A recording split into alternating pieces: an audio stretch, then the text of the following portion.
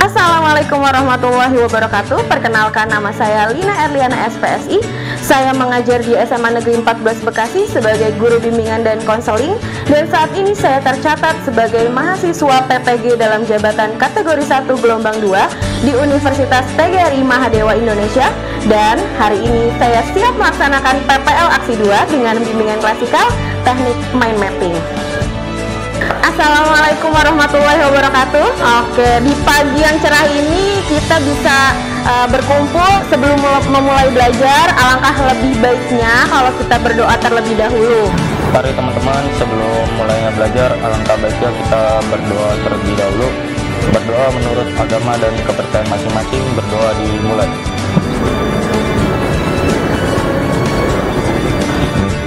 Berdoa selesai. Oke, sebelum memulai pelajaran hari ini, Ibu mau absen dulu. Oke, 3 orang yang tidak hadir.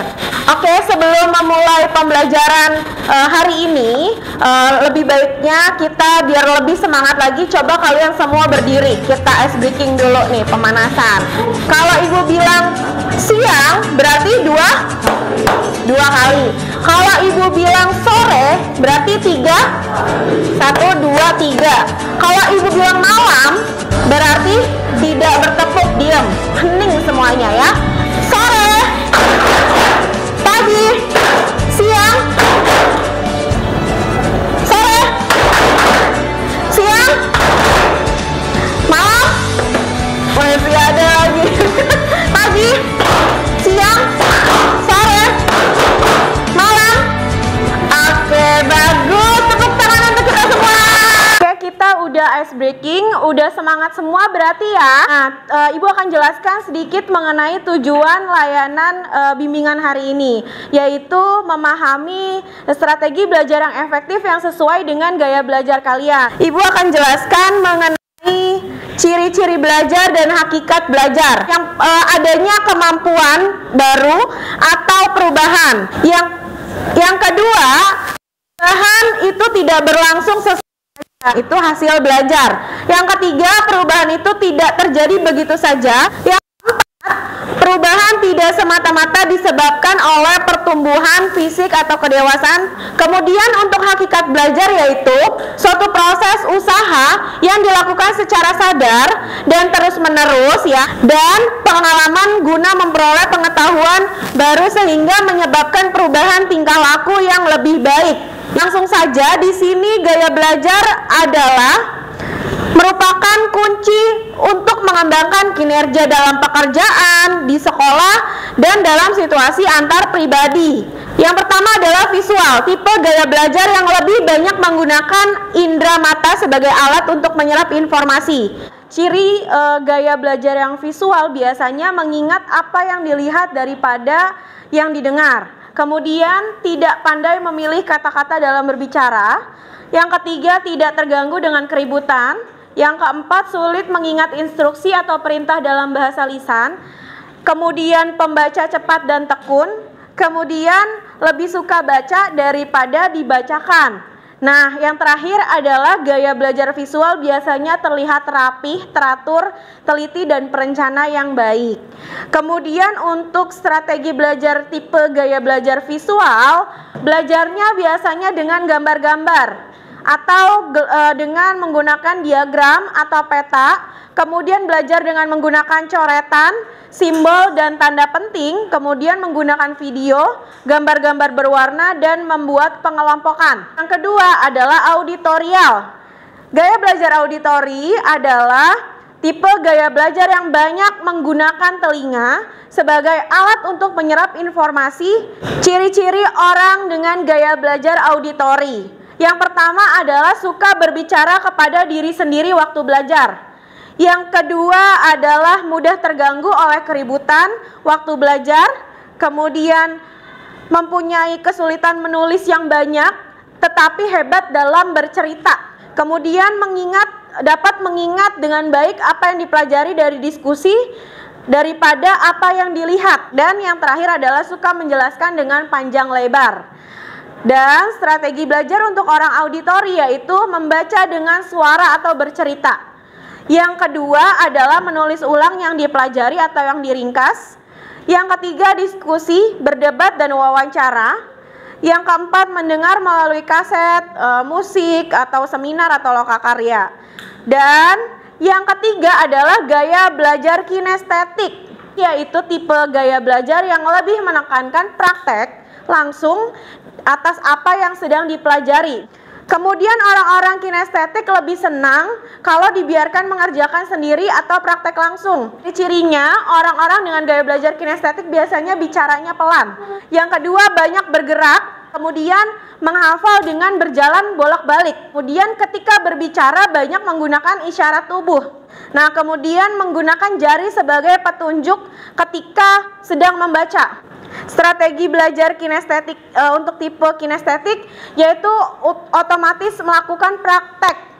Yang kedua adalah mengamati demo atau contoh konkret. Yang ketiga adalah drama. Kemudian menggunakan model Lego atau alat-alat praktek atau kerajinan tangan. Selanjutnya menggunakan gerak dalam belajar. Oke, selanjutnya adalah kita tes gaya belajar dengan menggunakan video di channel YouTube Ibu.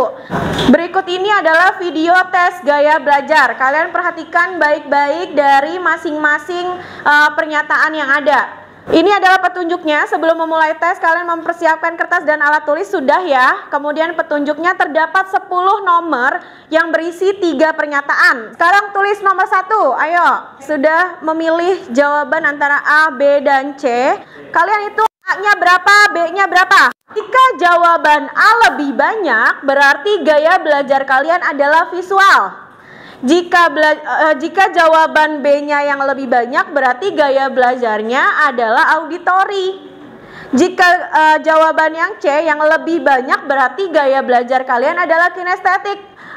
Yang tadi sudah mendapatkan hasil dari tes gaya belajar kinestetik, auditori, dan visual, kita bagi menjadi beberapa kelompok. Jadi kita buat 6 kelompok saja dengan anggotanya 5-6 kelompok, 6 orang yang sesuai dengan gaya belajarnya auditori, kinestetik, dan visual. Dan sebelumnya mungkin Ibu akan bagikan dulu ada kertas karton yang untuk membuat mind mappingnya.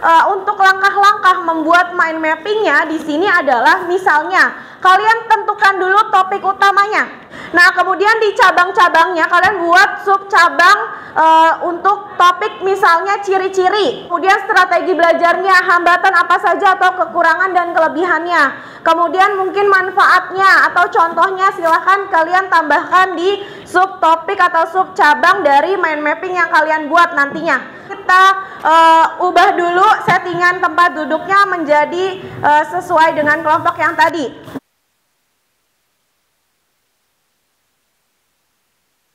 Oke, waktunya habis, berarti waktunya mempresentasikan hasil pekerjaan kelompok yang sudah kalian buat.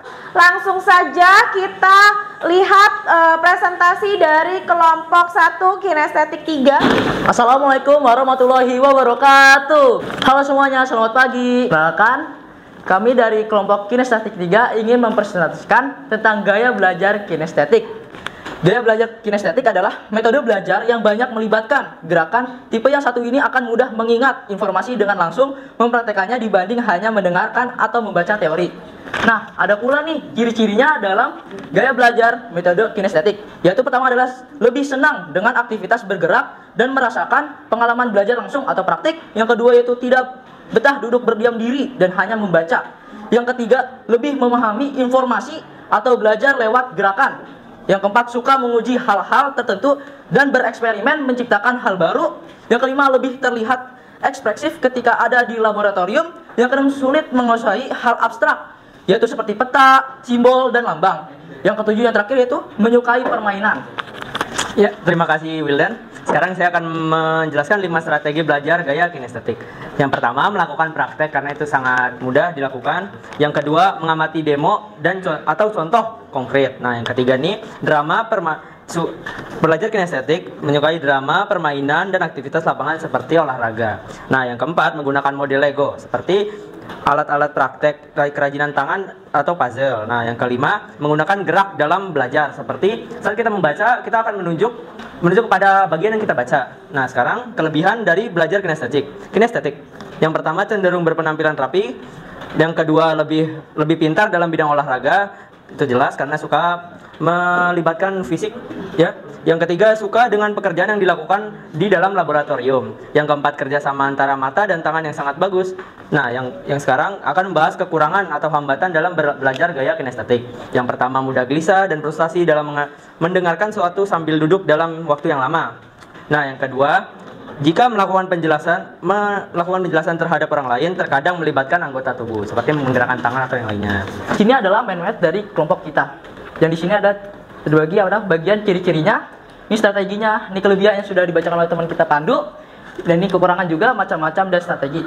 Oke, sekian dari kelompok kami, yaitu dari kelompok Kinestetik 3. Kurang lebihnya mohon maaf. Wabillahi taufiq wal hidayah. Wassalamualaikum warahmatullahi wabarakatuh. Selanjutnya adalah presentasi dari kelompok 2. Assalamualaikum warahmatullahi wabarakatuh.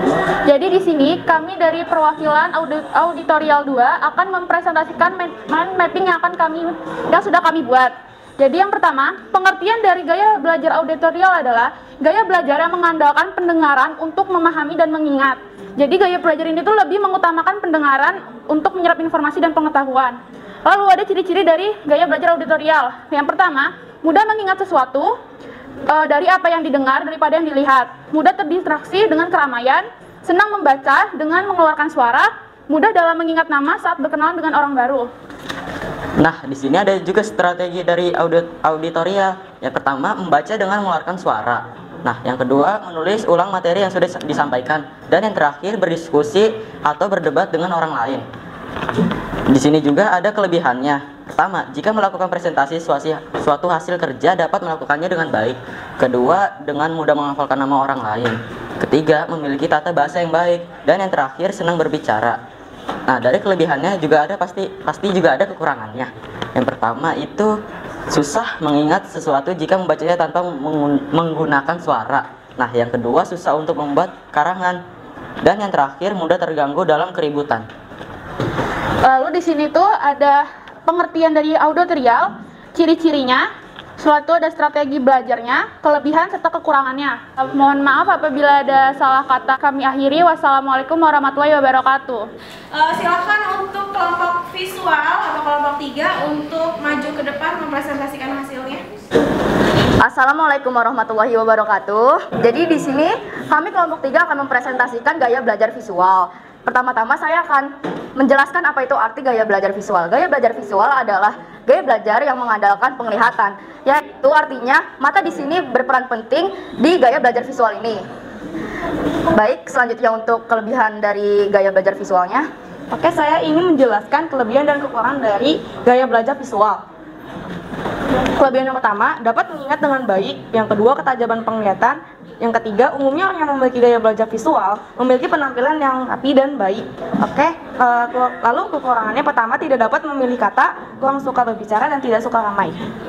Lalu untuk strategi dari gaya belajar visual ini, yang pertama adalah belajar melalui gambar, membuat pengelompokan sesuai apa yang sedang dibelajarkan. Lalu yang ketiga adalah belajar melalui video. Lalu di sini kami juga menaruh contoh nyata dari gaya belajar visual. Di sini contoh nyatanya kita bisa belajar melalui gambar ilustrasi. Lalu di sini kami bisa belajar melalui video yang dibuat secara kreatif. Lalu yang ketiga kami bisa membuat catatan. Oke, segitu. Sekian dari kelompok kami. Mohon maaf jika ada kekurangan dan salah kata. Wassalamualaikum warahmatullahi wabarakatuh. Oke, tadi kita sudah mendengarkan dari ketiga kelompok ya. Oke, kalau gitu tadi Ibu sudah membagikan link Google Form yang berisi LKPD dan lembar evaluasi di grup kelas kita. Sebelum kita mengakhiri kegiatan hari ini, kalian isi dulu LKPD dan lembar evaluasi. Oke, silakan untuk mengisinya kalian buka handphone masing-masing. Oke, waktunya habis ya, sudah semua ya. Sebelum kita mengakhiri pembelajaran hari ini, untuk itu mungkin ketua kelasnya Sidik, silahkan dipersiapkan untuk membaca doa. Mari teman-teman, sebelum pulang alangkah baiknya kita berdoa terlebih dahulu. Berdoa menurut agama dan kepercayaan masing-masing. Berdoa dimulai. Berdoa selesai. Kalau begitu silakan kembali ke rumah masing-masing.